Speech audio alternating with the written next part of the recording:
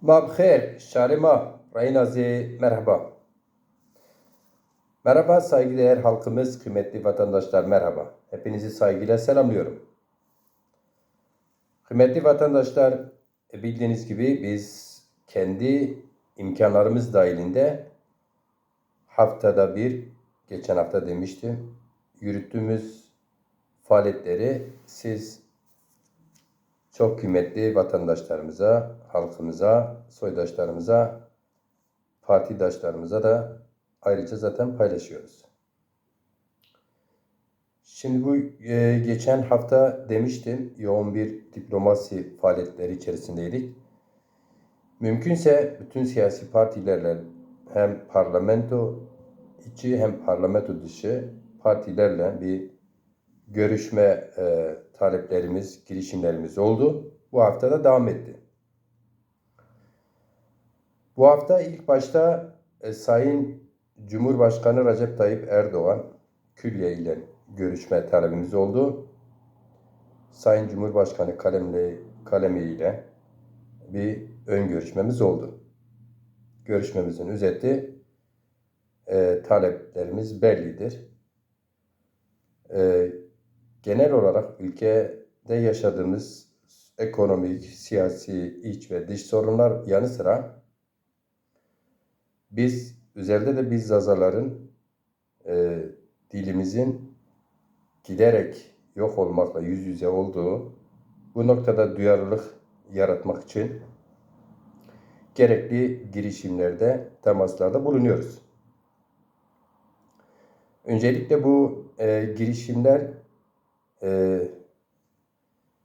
temel hedefi Sayın Cumhurbaşkanı ile bir araya gelmek, Cumhurbaşkanı yardımcısıyla bir araya gelmek ve yürütmüş olduğumuz bütün bu diplomasi girişimlerinde siyasi partilerin genel başkanlarıyla bir araya gelmektir.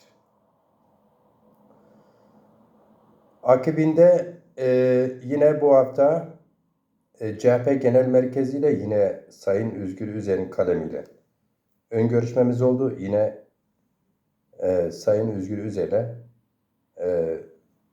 direkt görüşme talebimiz oldu. Sayın Cumhurbaşkanı olduğu gibi. Arkasında Yeniden Refah Partisi Genel Başkanı Sayın Fatih Erbakan kalemiyle görüştük. Ön görüşme hazırlıklarımız devam ediyor. Yine Gelecek Partisi Genel Başkanı Sayın Ahmet Davutoğlu'nun da aynı zamanda ön görüşmemiz oldu kalemleriyle. Bir randevu hazırlamaya çalışıyoruz. Yine Sayın Ali Babacan kalemiyle görüştük. Ön görüşmemiz tamamlandı. Yine mümkünse genel başkanı olarak bir araya gelme randevusu için görüşme yaptığımız bütün siyasi partiler külliye dahil ön görüşmemizde hemfikir olmuşuz.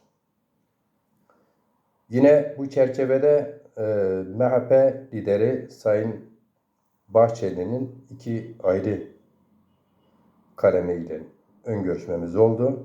Yine Sayın Bahçeli ile mümkünse bir görüşme talebimiz oldu. Bu yönde hazırlıklar sürüyor arkadaşlar. Biliyorsunuz daha önce yine Sayın Cumhurbaşkanı Yardımcısı Cevdet Yılmaz ile bir ön görüşmemiz danışmanlarıyla olmuştu. Bu yönde bir randevu hazırlaması için girişimlerimiz olmuştu ve bu isteğimiz devam ediyor. Er ya da geç bu isteklerimiz yerine geleceğine inanıyoruz. Yine eski CHP Genel Başkanı Sayın Kemal Kılıçdaroğlu ile bir ön görüşmemiz 2 kere oldu. Danışmanlarla oldu. Yine kendisi zamanı el verdiği bir süre içerisinde makul bir tarihte görüşme talebine olumlu baktığını bildirdi. Efendim şimdi Türkiye'de mevcut siyasi partiler ile görüşme girişimlerimiz, ön görüşmelerimiz hemen hemen hepsiyle oldu. Saadet Partisi ile keza ön görüşmemiz, Saadet Partisi Genel Başkanı Yardımcıları ve kalemiyle görüşmelerimiz oldu. Bu hafta da yine devam etti. Yani bu görüşmelerin neticesi esas olarak bizler genel başkanlar olarak bir araya gelip ülkenin içinde bulunduğu ekonomik, siyasi gelişmelerle ilgili yeni anayasa çalışmalarıyla ilgili Demokrasi Zamanı Partisi'nin görüş ve talepleri nelerdir? Bunları dosya halinde genel başkanlara, külliyeye vermek istiyoruz efendim. Sözlü olarak bu ön görüşmelerde talebimiz özette ise şudur. 1. Bir an önce 24 saat yayın yapacak TRT Zazaki ve bir de TRT Radyo talebimiz oldu. Yine yeni anayasa çalışmaları içerisinde mutlaka Zaza dili müstakilliğini ve Milli Eğitim Müfredatı'nda bunun düzeltilmesi yönünde taleplerimiz oldu. Bağlı olarak ülkenin içinde bulunduğu gerek ekonomik, gerek siyasi, iç ve dış konularda bizim de yaklaşımlarımız var. Tabii ki biz de bu yaklaşımlarımızı karşı tarafa bildiriyoruz ön görüşmelerde. Nihai genel başkanlar düzeyinde görüşmeler olduğunda hazır taleplerimizi içeren yazılı bir dosyayla birlikte bu taleplerimizi yazılı olarak da kendilerine ileteceğiz. Umutluyuz. Çalışmalarımız yoğunluk kazanıyor ve her geçen gün Demokrasi Zamanı Partisi biraz daha oturmuş bir sistemiyle artık önüne bakıyor. Biz artık geriye takılmıyoruz arkadaşlar, saygıdeğer halkımız. Ve biz bu vesileyle her bir vatandaşı Demokrasi Zamanı Partisi DEZAPAR'a üye olmaya çağırıyorum. Özellikle Zaza dili ve kimliği ile alakalı derdi olan vatandaşlarımıza çağrımız net olarak şudur. Bir an önce ertelemeksizin Demokrasi Zamanı Partisi'ne üye olun arkadaşlar. Artık sosyal medyada zazacılık yapma dönemi bitmiştir. Evet, orada da tartışmalar, yazılar devam edecek ama somut olarak artık adım atma zamanı gelmiş geçiyor bile. Biz Demokrasi Zamanı Partisi ve onun 40 yıllık geleneği Zaza dilini bir kere artık karşıtlarıyla müstakil mi, lehçe mi noktasındaki tartışmalara girmiyoruz.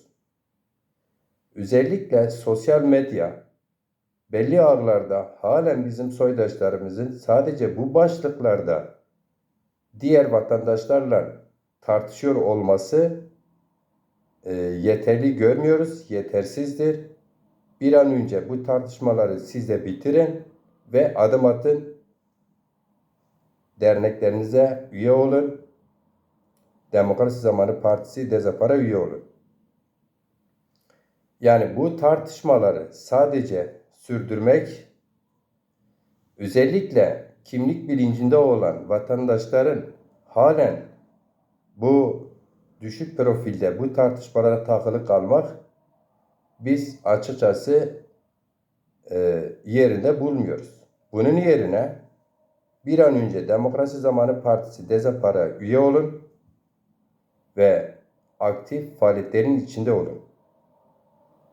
Tartışacaksanız kimliğinizi artık tartışmayı bir yana bırakın. Çözüm önermelerini de tartışın ve muhataplarınızla bu seviyede tartışırsanız daha sonuç alıcı olur. Yine bu ön görüşmelerde unutmadan söyleyeyim. Özellikle ayrım yapmaksızın sırf Zaza Der olduğu için, Zaza Derler ismi taşıdığı için derneklerimizden vergi alınması yanlış buluyoruz. Buna itirazımız her fırsatta dile getiriyoruz. Biliyorsunuz dernekler yasasına göre dernekler vergiden muaftır. Bir özet verdim. gelişmeleri bekleyin. Bizi takip etmeyi bırakın. Bizatihi faaliyetlerimizin içinde yer alın. Katılın. Demokrasi Zamanı Partisi Dezapara ve bu ülkenin demokrasi için, geleceği için, halklarımızın, dilimizin, kültürümüzün geleceği için lütfen partiye katılın, aktif olun, destek verin. Hepinizi saygıyla, sevgiyle selamlıyorum.